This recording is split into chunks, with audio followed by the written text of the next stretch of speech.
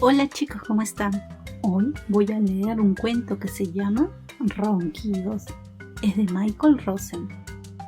Todo estaba en silencio en la granja. Perro estaba dormido. Gato estaba dormido. Vaca estaba dormida. Oveja estaba dormida. Cerdita estaba dormida. Y todos los cerditos también. Todo estaba en silencio hasta que...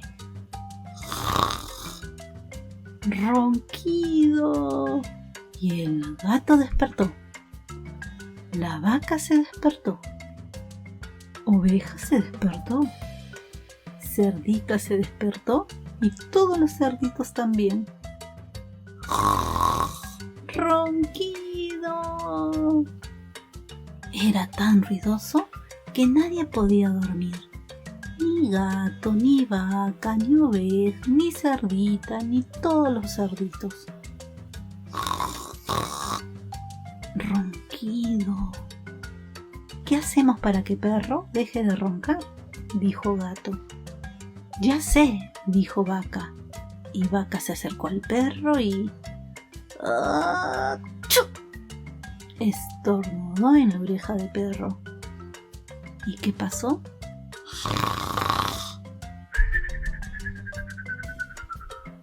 Ronquido. Ya sé, dijo oveja. Y oveja se acercó a perro y... ¡Bú! Gritó en la oreja del perro. ¿Y qué pasó?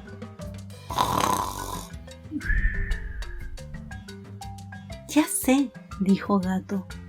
¿Por qué no le cantamos? Tal vez así deje de roncar y nosotros podemos dormir otra vez. Entonces, gato hizo miau. Vaca hizo mu. Y oveja hizo be.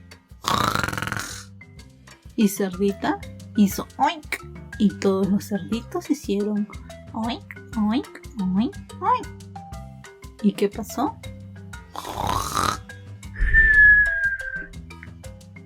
Ronquido. Luego, al salir el sol, Gallo se despertó y cantó ¡Cocorocó! ¡Cocorocococó! Y Perro se despertó sobresaltado. Se fue corriendo por el camino después de un sueño tranquilo y reparador. Pero Gata y Vaca y Oveja y Cerdita y los cerditos estaban tan cansados que se quedaron dormidos.